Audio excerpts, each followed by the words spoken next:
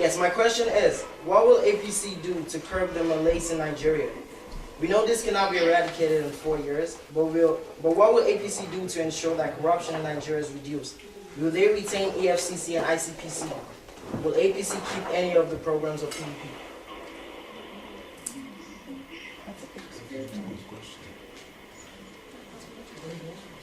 Okay. Yeah, let me answer that quickly. First, the EFCC and ICPC are important. These are important organizations, including the NFIU.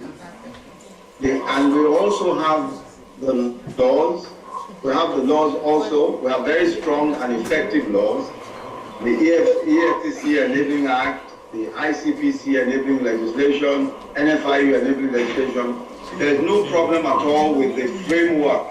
There's no problem at all with the laws. The problem is the political will to fight corruption. It's the political will. So we of course intend to retain the institutions, but we intend to ensure that the institutions are independent and that they are allowed to fight corruption.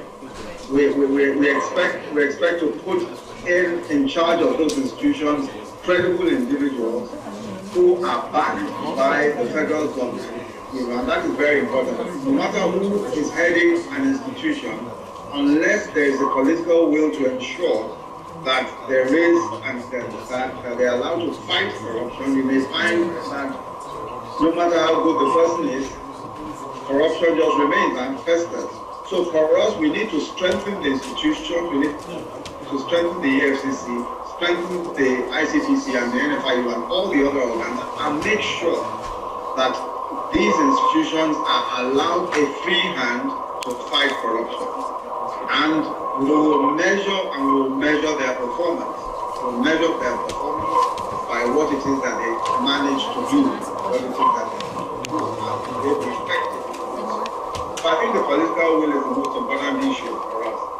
And if the political will is there, as it will be, then we expect that corruption will be fought. The other thing that we intend to look at is the whole issue of the burden of proof of corruption.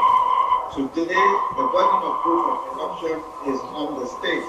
So if, for instance, I've been in office for 4 years as a president, and I own a private jet or 2 private jets, so long as you cannot find how I stole the money, the state cannot punish me. So we intend to look at that whole question of burden of proof. If you are supposed to be earning $5,000 a month, and then you go and buy yourself 2 private jets, then you are the one who has to explain to the state how you came about 2 private jets. So reversing the burden of proof is very important in facilitating the whole process of proving against public officials or other persons who steal the resources of the state. So we're going to be taking a look at that as well. That's one of the radical steps I would think may help in the prosecution of corruption. That's it. So we will work with those same institutions, but political will work with them. Thank you. Thank you, Professor.